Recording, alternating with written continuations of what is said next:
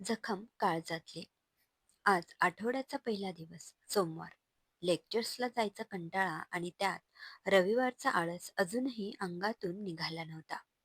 म्हणून वॉर्मअपसाठी सगळेजण कॅन्टीनमध्ये बसले होते. नेहमीसारखे एकमेकांना टाळ्या देत मजा मस्करी करत. अरे, तुम्हाला माहित आहे का? मध्येच काहीतरी आठवल्यासारखे प्रभाने विचारले. नाही ना, आम्हाला कसं माहीत असणार? आम्ही थोडीच तुमच्यासारखे अंतर्यामी आहोत. आम्ही आपली साधीसुधे माणसे, गरीब. भास्करने तिची मस्करी केली. हो का? मग हो की तू देखील अंतर्यामी. कोणी नाही सांगितले तुला? पोरींना ताडणं कमी करून ध्यानाला बसत जा, म्हणजे होशील. शेवटच्या वाक्यावर जोर देत प्रभाने त्याच्या पाठीत धपाटा घातला. आई आई ग करत भास्कर तिच्यापासून 4 हात लांब जाऊन उभा राहिला. तुमचं झालं असेल तर आता सांगणार आहेस का? काय सांगायचं आहे ते? नागेशने दोघांना बाजूला केले. हा, ते ह्याच्यामुळं. बरं, जाऊ दे ते सगळं. आधी सांगा मला, काल आपलं भेटायचं ठरलं होतं ना? मग का नाही आलात तुम्ही? प्रभाने कमरेवर हात ठेवून विचारले. हे भगवान! प्रभा, तुला जे सांगायचं असते ते एकदाच का नाही सांगत? नुसतं आपलं घुटमळत असतेच. जे सांगायचं आहे ते सांग. इतक्या वेळची उत्सुकता ताणून शेवटी नको ते प्रश्न विचारल्यामुळे अर्पिता चिडली होती. हो ना बाई, सांगते ना. आधी सांगा, काल का आला नाहीत तुम्ही? प्रभाने पुन्हा विचारले. अगं माझी आई, नाही जमले यायला. रविवार होता ना. कसं पाठवतील आई बाबा घराच्या बाहेर? आणि काय कारण सांगू त्यांना? म्हणून नाही जमलं. आता बोल पटकन काय ते. अर्पिताने तिच्या दंडाला पकडून विचारले. आणि मला पप्पांसोबत बाहेर जावे लागले म्हणून नाही आलो. नागेशने स्वतःची बाजू मांडली. आणि तुझं तर तू सांगूच नकोस. झोपा काढत असशील सुट्टी होती म्हणून, हो ना? भास्कर काही बोलेल त्या आधीच प्रभाने सांगितले. हो ग, तुला कसं माहित आहे? आता सगळ्यांची चौकशी करून झाली असेल तर सांगाल का काल काय घडले ते?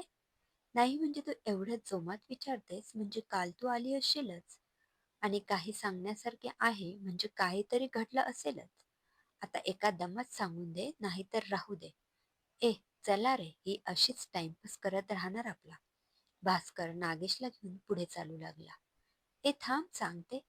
काल मी आले होते. तुम्ही कोणीच नव्हता इथे. मला वाटले याल म्हणून थांबले होते. तासभर तुम्हा सगळ्यांची वाट पाहिली.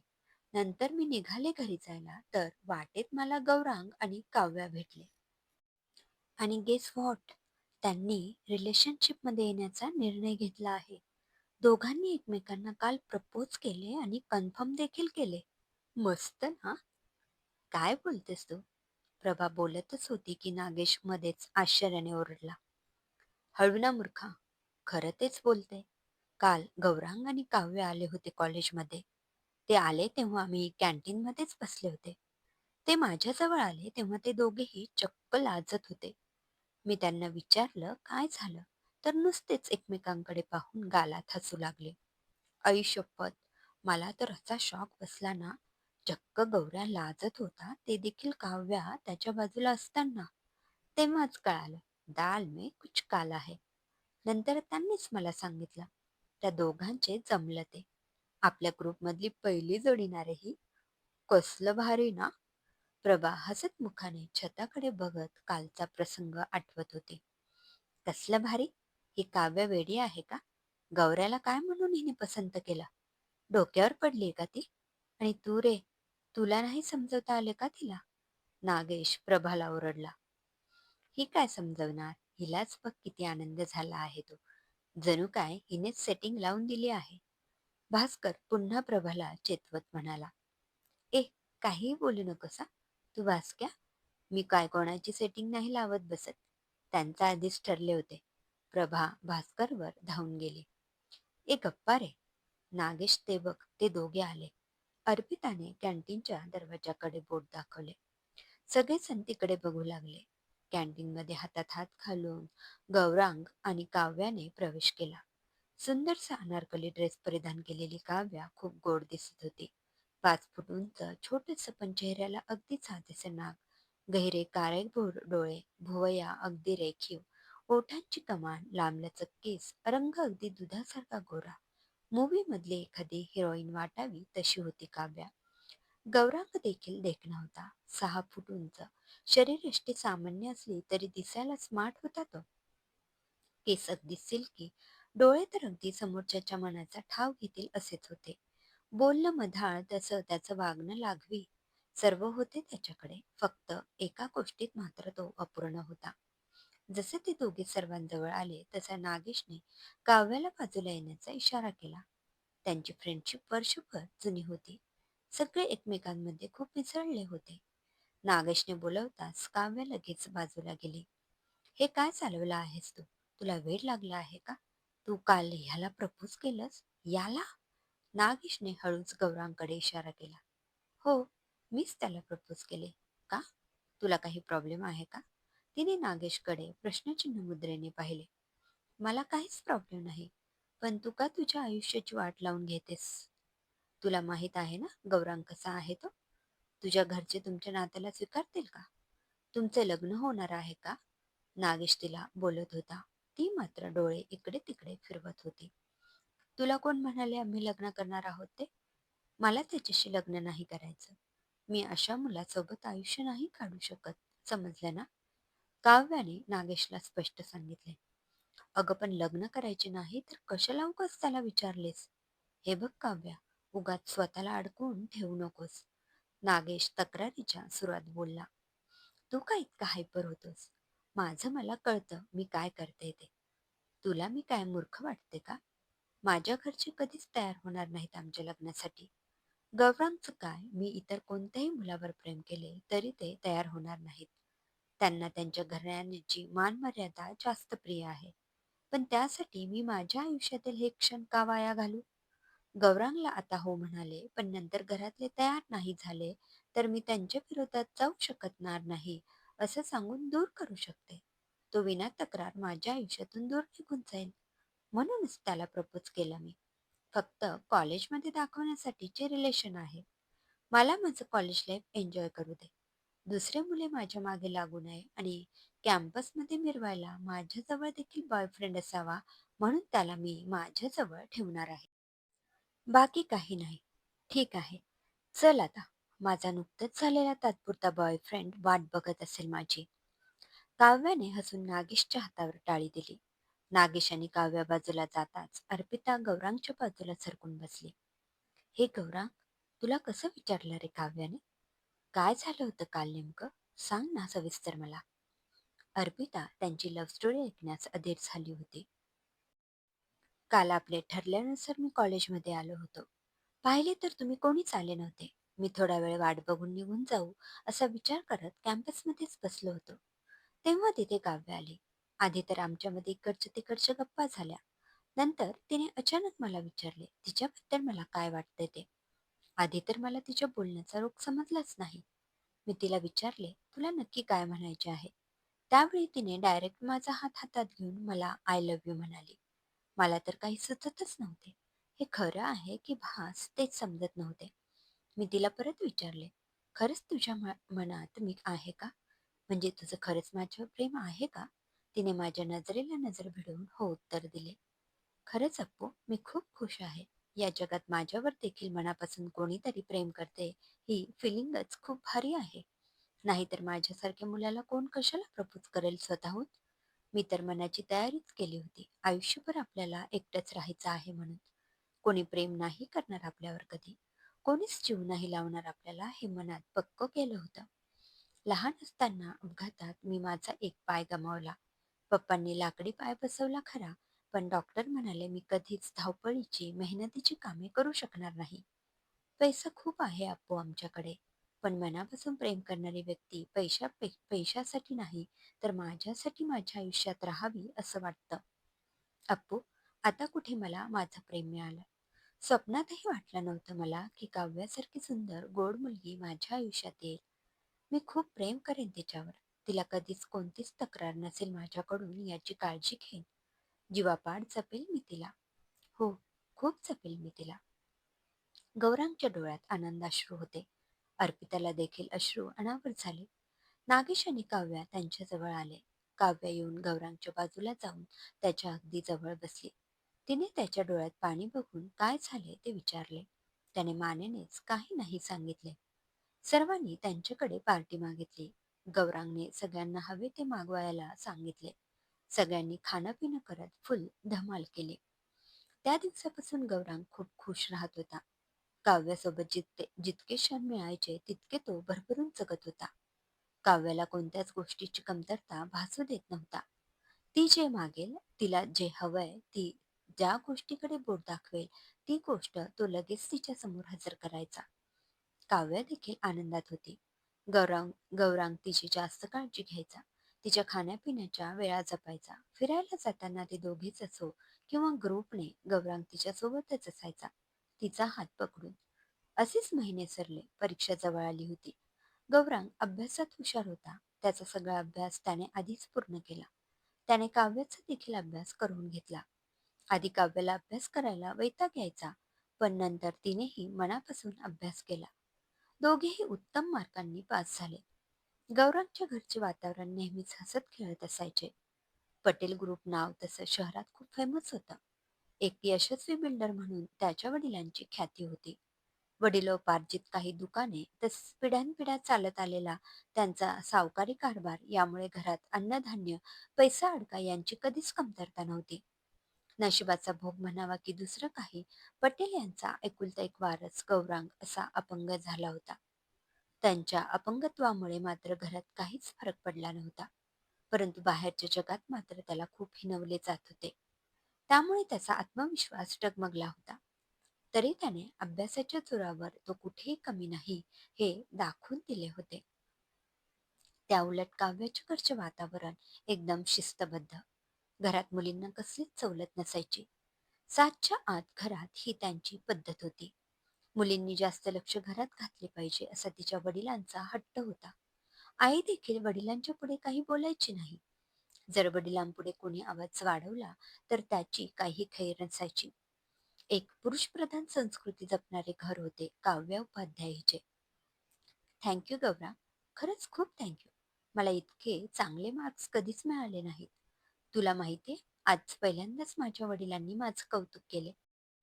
म्हणाले, अशीच प्रगती केलीस तर भविष्यात काहीतरी चांगलं करशील. मला खूप छान वाटले ऐकून ते. आई देखील खूप खुश होती. रात्री जेवून झाल्यावर काव्याने गौरांगला फोन केला होता. काव्या, एक विचारू का? गौरांगचा आवाज गंभीर झाला. हा बोल ना, काव्या म्हणाली. तू खरंच माझ्यावर प्रेम करतेस का? म्हणजे कुठल्याही दबावात किंवा घाईत तर तू मला प्रपोज केलं नाहीस ना? तसं असेल तर आत्ताच सांगू शकतेस तू मला. प्लीज काव्या, सांग ना. गौरांगचा आवाज कापरा झाला. अरे, असं का बोलतोयस? गौरांग, तू मला आवडतोस, खूप आवडतोस. अच्छा, जास्त विचार करू नकोस. मी ठेवते फोन. कोणी ऐकलं तर वाट लागेल. तू पण झोप आता. आणि पुन्हा एकदा थँक्स. बाय. काव्याने फोन कट केला. मोबाईल हातात घट्ट पकडून तिने दीर्घ श्वास घेतला. गौरांगला तिने असा कॉल कट केलेला आवडला नाही. कुठेतरी मनात शंका तशीच राहून गेली. गौरांग असं का म्हणाला असेल? माझ्या वागणुकीतून त्याच्या मनात शंका तर नसेल आली ना? त्याचा तो आवाज काळजात कळ उठली जणू. पण मला का त्रास होतोय याचा? मी खरंच प्रेम करू लागली का त्याच्यावर? तसा तो चांगला आहे. माझी काळजी घेतो, मला हवं नको ते बघतो, माझी लाड करतो. मी कशीही वागले तरी काहीच बोलत नाही, ओरडतही नाही. नेहमी मनापासून जपतो मला. काही काय विचार करतेस तू काव्या? आता ठीक आहे, परंतु नंतर नाही. मी आयुष्यभर नाही राहू शकत असं. फक्त त्याला आता शंका नको यायला म्हणून थोडं नीट वागलं पाहिजे त्याच्यासोबत. स्वतःशीच बोलत ती झोपी गेली. दुसऱ्या दिवशी गौरांगला तिच्या वागण्यात फरक दिसत होता. आधी ती त्याच्यासोबत असायची, परंतु आज ती त्याच्यासोबत आनंदी दिसत होती. ती त्याला मुद्दाम तसं भासवत होती. तो देखील तिला बघून मनापासून खुश झाला. एक्स्ट्रा क्लासेसच्या नावाखाली दोघे कॉलेजमध्येच बसून असायचे. कधी कॅन्टीनमध्ये तर कधी कॉलेजच्या ग्राउंडवर. त्यांचा फ्रेंड सर्कल देखील त्यांना फुल सपोर्ट करत असायचा. अर्पिता काव्याच्या घरी काव्य तिच्या सोबत आहे म्हणून सांगायची. त्यामुळे काव्याला गौरांग सोबत एकत्र वेळ घालवायला मिळायचा. सगळा ग्रुप वन डे पिकनिकसाठी जायचा. तेव्हाही तिथे गेल्यावर त्या दोघांना त्यांची प्रायव्हसी देत असायचे. सगळं काही मस्त चाललं होतं. सगळं नेहमीच छान चालेल असं नसतं ना. आज देखील एक्स्ट्रा क्लासच्या नावाखाली काव्या आणि गौरांग कॉलेज ग्राउंडवर कोपऱ्यात एका झाडाखाली बाकड्यावर बसले होते, एकमेकांच्या हातात हात घेऊन. काव्याने डोकं गौरांगच्या खांद्यावर निवांत ठेवले होते. अचानक काव्याचे वडील कॉलेजमध्ये आले. त्यांनी काव्या आणि गौरांगला एकत्र पाहिले. काव्या! बाबांच्या आवाजाने काव्या दचकली. पटकन उठून ते गौरांगपासून दूर जाऊन उभी राहिली. तिला बघून गौरांग देखील उभा राहिला. बाबा, तुम्ही तुम्ही इथे का? काय करताय? बाबांना अचानक समोर बघून काव्याची बोबडीच वळली. तिच्या हातापायांना घाम फुटला. ती भीतीने थरथर कापू लागली होती. गौरांगने धीर देण्यासाठी तिचा हात पकडला, मात्र तिने तो लगेच झटकला. मी इथे काय करतोय ते महत्वाचे नाही.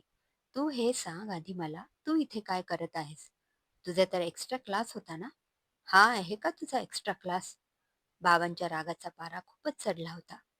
नाही बाबा, ते ते काव्या आधीच घाबरली होती. त्यात तिला काहीच सुचत नव्हते.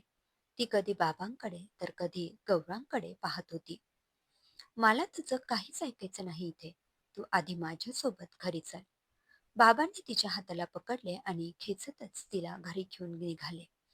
गौरांगने तिचा हात पकडण्याचा प्रयत्न केला, परंतु त्याच्या हाताचा स्पर्श काव्याच्या हाताला झालाच नाही. हातातून काहीतरी निसटून जात असल्याचा फील त्याला होऊ लागला.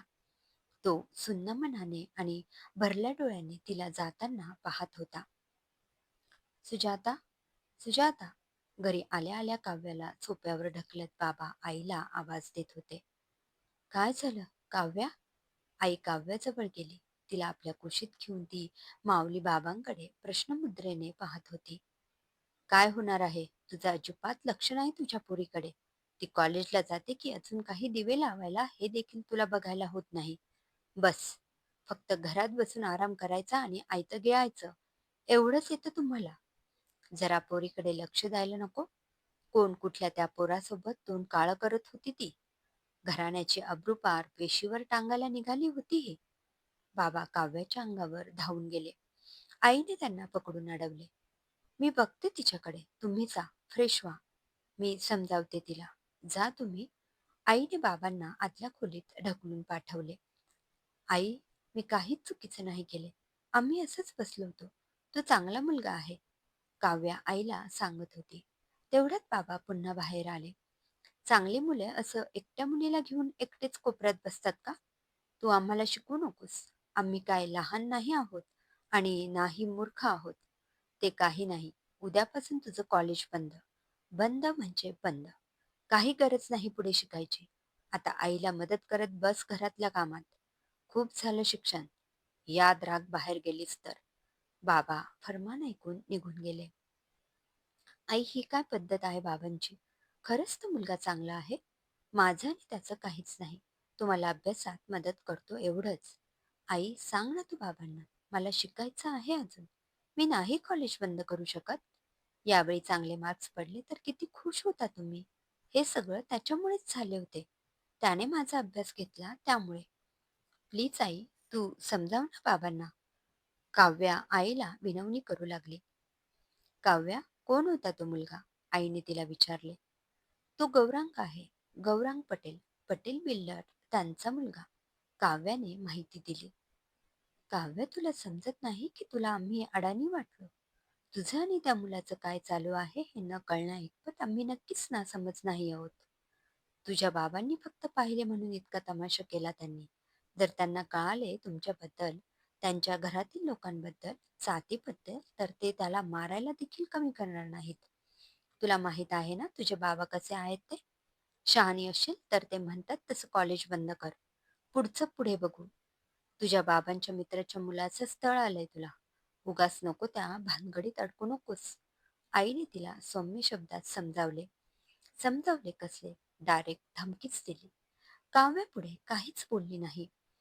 काव्या एकटीच तिच्या खोलीत बसली होती. शुक, शुक. काव्या! खिडकीतून आवाज आला तसं काव्याने तिथे पाहिले. तू तू इथे काय करतोयस? गौरांग, तू जा इथून. बाबांनी पाहिले तर मारतील तुला ते. जा तू. काव्या घरात डोकावून गौरांगला जायला सांगत होते. गौरांगने तेवढ्यात तिचे जा म्हणणारे हात पकडले. काव्या, उद्या एकदा भेट फक्त प्लीज. गौरांगच्या डोळ्यात पाणी होते. ते बघून काव्यालाही घही. हो येते, पण आता कोणी बघायच्या आधी तू जा इथून. गौरांग तिच्याकडे बघतच तिथून निघाला. तो दिसेनासा होईपर्यंत ती त्याच्याकडे पाहत होती. दुसऱ्या दिवशी काव्या आईला सांगून कॉलेजमध्ये आली. आई पाठवतच नव्हती, परंतु लिव्हिंग सर्टिफिकेटसाठी ॲप्लिकेशन द्यावे लागेल, ते देते आणि येते असे सांगून ती घरातून निघाली. गौरांग, गौरांग दिसताच ती त्याच्या मिठीत शिरली. काव्या, बाबा काही म्हणाले का? गौरांगने काळजीने विचारले. हं, ते म्हणाले कॉलेजला जायची काहीच गरज नाही. आता देखील मी लिव्हिंग सर्टिफिकेट घेण्यासाठी ॲप्लिकेशन्स द्यायचं म्हणून आले इथे. सॉरी गौरांग, मला खरंच माफ कर. पण माझे बाबा नाही ऐकणार आपले काही. आपण इथेच थांबलेलं बरं. सॉरी. काव्याने त्याच्या खांद्यावर हात ठेवला. गौरांगने काहीच प्रतिसाद नाही दिला. थोडा वेळ थांबून काव्या निघाली. गौरांगने तिला अडवले देखील नाही. हे काव्या, वेट. नागेशने काव्याला आवाज देऊन थांबवले. काय रे? काव्या थांबली तसं नागेश तिला बाजूला घेऊन गेला. तू खरंच कॉलेजला येणार नाहीस आता? नागेश धापा टाकत म्हणाला. हो रे, बाबांनी माझ्यासाठी मुलगा बघितला आहे. त्यामुळे त्यांनी नको सांगितले कॉलेजला यायला. काव्या म्हणाली. हो, खरंच मुलगा पाहिला आहे की गौरांगपासून पिच्छा सोडवण्यासाठी तू असं सांगतेस? नागेश तिच्याकडे बारीक नजर करून पाहू लागला. काही काय नागेश, चांगला आहे रे गौरांग. काव्या गौरांगचा चेहरा आठवून गालात हसली. ओय, खरंच प्रेमात पडलीस की काय त्याच्या? आठवते ना, टाइमपासचे प्रेम म्हणून होतीस तू त्याच्यासोबत. नागेशने तिला आठवण करून दिली. हो बाबा, आठवते मला. आणि मी काही प्रेमात बिमात नाही पडली त्याच्या. हा फक्त आवडतो तो मला इतकंच. त्याच्यासोबत संपूर्ण आयुष्य काढणं अशक्य आहे माझ्यासाठी. एक वेळ तो आमच्या जातीचा नसता तर चालवलं असतं मी. पण एका अपंग व्यक्तीसोबत संसार करणं काही जमणार नाही. माझ्या खूप अपेक्षा आहेत. मला मुलगा चांगला असा हवा, जो आयुष्यात हवं ते मिळू शकतो स्वतःच्या जीवावर. त्याच्या भरोश्यावर मी मस्त आरामात राहणार. असा मुलगा मला हवा, जोडीदार म्हणून. ना की त्यातच मला करावं लागणार. गौरांगला आयुष्यभर सांभाळण्यात मला अजिबात रस नाही. त्यात एक बरं, त्याने काहीच हंगामा नाही केला. मी इथेच थांबूया म्हटले तर काहीच बोलला नाही. थँक गॉड, त्याने ऐकलं माझं. काव्या नागेशला टाळे देऊन निघून गेली. काव्याच्या मागे तिला थांबवायला आलेल्या गौरांगने मात्र काव्या आणि नागेशचं सगळं बोलणं ऐकलं. तो ते ऐकून हादरला. गौरांगातून पूर्णतः तुटला होता. काव्याच्या मनात त्याच्याबद्दल असं काही असेल, स्वप्नात देखील त्याला वाटले नव्हते. एक वेळ तिने कधी प्रपोज केलं नसते तरी चालले असते, परंतु आता त्याला स्वतःचीच लाज वाटू लागली होती. तिचा प्रत्येक शब्द त्याच्या उरात सलत होता. काही क्षण हे सगळं खोटं असावे, आपला भास असावा अशी मनोमन देवाकडे त्याची प्रार्थना करून देखील झाली. परंतु आज देव देखील त्याला जाग करायलाच आतुर झाला असावा. ऋतू नसतानाही आज अचानक जोरात पाऊस सुरू झाला. त्याचे अश्रू त्या पावसाच्या पाण्यात अदृश्य झाले. पण मनाचं काय? ते तर केव्हाच मृतावस्थेत पोहोचले होते. डोकं काम करेनासे झाले. त्यालाच कळत नव्हते काय करू काय नको. भासाबसाच्या या खेळात त्याची विवेकबुद्धी मूर्छित पडली होती. चालताना त्याचा तोल जाऊ लागला. तो जमिनीवर पडणार त्याच्या आधीच नाजूक 2 हातांनी त्याला सावरले. 10 वर्षानंतर. गौरा, झालं का तुझं? माझी शॉपिंग झाली. तुला हवं ते घे आणि कॅफेमध्ये ये. आम्ही जातो पुढे. ती चेंजिंग रूमच्या बाहेरून बोलून निघून गेली. त्याने त्याची राहिलेली शॉपिंग पूर्ण केली. बिल पेड केले आणि कॅफेच्या दिशेने तो निघाला. बॅग सांभाळत जाताना त्याचा धक्का एका महिलेला लागला. बॅग उचलत तो तिला सॉरी म्हणत उठला. समोर पाहताच त्याला आश्चर्याचा धक्का बसला. तू? समोर काव्याला अचानक बघून तो थबकला. कॉलेजमध्ये टापटीप राहणारी, एखादी मॉडेल वाटावी असं व्यक्तिमत्व असलेली काव्या आज एकदम काकूबाईसारखी दिसत होती. तिने नेसलेली साडी, वाकड्या तिकड्या झालेल्या नेऱ्या, पदर कमरेला खोचलेला, साडी सांभाळत चालताना तिच्या नाकीनऊ आले हे तिच्या चेहऱ्यावरून दिसत होते. दोन्ही हातात बॅग्स होत्या. शॉपिंगच्या नाही तर डिमार्टच्या. डिस्काउंटमध्ये भरलेल्या रेशनच्या पिशव्या होत्या त्या. तिला पाहून एक क्षण गौरांगला वाईट वाटले, परंतु दुसऱ्या क्षणी त्याला तिचे शब्द आठवले जे एवढी वर्ष होऊनही तो विसरला नव्हता. तो सरळ तिला इग्नोर करत निघून गेला. तिच्या डोळ्यात मात्र त्याला पाहून अश्रू दाटले होते. कॉलेजमधला गौरांग आणि आत्ताचा गौरांग यात खूप फरक होता. त्या काळी तो स्मार्ट होता, पण आता खूपच डॅशिंग दिसायला लागला होता. आत्मविश्वास त्याच्या चेहऱ्यावर ओसंडून वाहत होता. तो अपंग आहे हे कळून देखील येत नव्हते. त्याची स्टाईल, त्याचे व्यक्तिमत्व सगळंच पार बदलून गेले होते. इतक्या वर्षांनी पुन्हा तो भेटेल याचा आनंद मानू की तो माझ्या नशिबात असताना मी त्याला लाथाडला याचे दुःख मानू हेच तिला समजत नव्हते. ती तशीच त्याच्या मागोमाग गेली. तो सरळ कॅफे एरियामध्ये आला. तिथे त्याची वाट बघत असणाऱ्या तिच्या चेहऱ्यावर त्याला पाहून स्मितहास्य खुलले. त्याने पुढे जाऊन तिला स्वतःच्या बाहुपाशात घेतले. काव्याला त्या महिलेचा चेहरा त्याच्या पाठीमुळे दिसला नाही. ती मान थोडी लेफ्ट राईटला करत तिचा चेहरा दिसतोय का ते पाहत होती. मिठी मारून तो बाजूला झाला तसं तिचा चेहरा काव्याला दिसला. तो चेहरा बघून तिच्याच चेहऱ्यावरचा रंग उडाला. आपसुकच तिच्या तोंडून नाव निघाले. ती तशीच मॉलच्या वॉशरूममध्ये पळाली. तिथे जाऊन काव्या रडू लागली. अचानक तिच्या खांद्यावर हात येऊन विसावला. तिने रडतच मागे पाहिले. तू? तिला पाहून काव्याने लगेच डोळे पुसले. हो, मी. का? विश्वास नाही की ओळख राहिली नाही? तिने विचारले. ओळख का नाही? पण तुला असं इथे भेटणं तेही गौरांगसोबत अनपेक्षित होतं. बस. काव्याचा आवाज नरमला. ते आलं लक्षात माझ्या. कसं अपेक्षित असेल तुला? तुला तर माहीतच नव्हते तू गेल्यावर काय काय झालं ते. तू एकदाही मागे वळून नाही पाहिलंच जाताना. बघितले असतेस तर तुला कळालं असतं.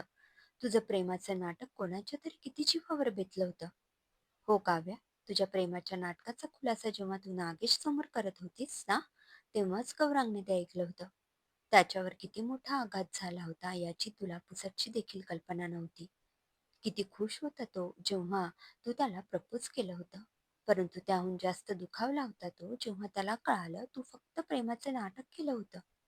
तरी त्याने कायम तुझाच विचार केला. तुला कधीच दुष्णे देत बसला नाही तो. ती बोलत होती. काव्या मात्र खाली नजर करून तिचे ऐकत होती. त्या दिवशी काव्या निघून गेली. गौरांग कोलमडला. त्याला सावरायला दोन नाजूक हात मदतीला आले. अर्पिता. अर्पिता होती ती. काही महिन्यांपूर्वी जिने त्याला इतक्या आनंदात पाहिले होते, आज तीच त्याला या दुःखातून बाहेर काढायला सरसावली होती. तिच्या मैत्रीच्या मदतीने तो लवकर सावरला. काव्याच्या बोलण्यामुळे त्याचा आत्मविश्वास कमी झाला होता. अर्पिताने त्याच्या मनात पुन्हा आशावाद निर्माण केला. आपल्यातील कमतरता लपवून आपले सामर्थ्य जगासमोर कसे आणायचे हे तिने त्याला शिकवले. तो देखील अर्पिता जे सांगायची ते करू लागला होता. तुम्ही लग्न कधी केले? काव्याच्या मनात घुळणारा प्रश्न अखेर तिने विचारलाच. काव्य, अजून पण तू स्वार्थीसारखीच वागतेस. तू अजूनही गौरांग कसा यातून बाहेर आला, तो कसा आहे हे नाही विचारलंस. तुला फक्त हेच जाणून घ्यायचे आहे ना की आम्ही तू असताना एकमेकांना डेट करत होतो का? आणि मी आता त्याच्यासोबत खरंच खुश आहे की तू त्याला सोडून जाण्याचा निर्णय घेतला होता तो योग्य होता. हेच मुळात तुला जाणून घ्यायचं आहे. हो ना? काव्या, तू त्याला सोडून खूप मोठी चूक केलीस. हो, चूकच केलीस तू. त्याच्यासारखा जोडीदार तुला कधीच भेटला नसता. आता हेच बघ ना, तू तुझ्या जातीत, तुझ्या बाबांच्या पसंतीने एका श्रीमंत मुलासोबत लग्न केलेस. अगदी राजबिंडा दिसणारा, धडधाकड असणाऱ्या मुलासोबत लग्न करून तू खुश आहेस का? आम्हाला सगळं माहीत आहे काव्या. तुझा नवरा तुला किती त्रास देतो, तुला कसं नेहमी बंधनात ठेवतो. एकेकाळी मॉडेलसारखी राहणारी तू तुझी अवस्था बघताने त्याच्या अहंकारापायी काय करून ठेवली ती. तू नाटक केलेस पण गौरांगने तुझ्यावर खरं प्रेम केले. आजही करतो तू तुझ्यावर खूप प्रेम. म्हणून तर तुला एकही शब्द वाकडा बोलला नाही. तुला असं पाहून तो माझ्या काळात पडून रडला आता. इतकेच काय, आमच्या मुलीचे नाव देखील काव्याच ठेवलं आहे त्याने. तुझ्या वाटणीचे प्रेम तो तिला देतो. काव्या, तुला खरं प्रेम कधी कळलंच नाही. कळालं असते तर तुला गौरांगचे अपंगत्व दिसले नसते. दिसले असते ते त्याचे प्रेम. त्याची माया जो तो तुझ्यावर जीवापाड करत होता. चल जाऊ दे. जे झालं ते झालं. एक मैत्रीण म्हणून तू अजूनही आमच्या आयुष्याचा भाग आहेस. जेव्हा कधी गरज लागेल तेव्हा आवर्जून हाक मार. अर्पिताने तिला मिठी मारली. तिच्या हातात घरचा पत्ता आणि फोन नंबर देत अर्पिताने तिचा निरोप घेतला. खरंच आपण इतके स्वार्थी झालो होतो का, की गौरांगचे प्रेम कळत असून दिसत असून आपण ते झिडकारले? 4 दिवसाच्या टाइमपाससाठी केलेले प्रेम पवित्र होते आणि ज्याला आयुष्याचा जोडीदार निवडला त्यानेच माझ्या आयुष्याचा टाइमपास करून ठेवला. स्वतःच्या नशिबाला दोष देत काव्या तिच्या वाटेने निघून गेली. समाप्त. लेखिका कृतिका कांबळे. श्रोतेहो, कशी वाटली ही कथा कमेंटमध्ये अवश्य कळवा. पुन्हा भेटूया एका नवीन कथेसह. धन्यवाद.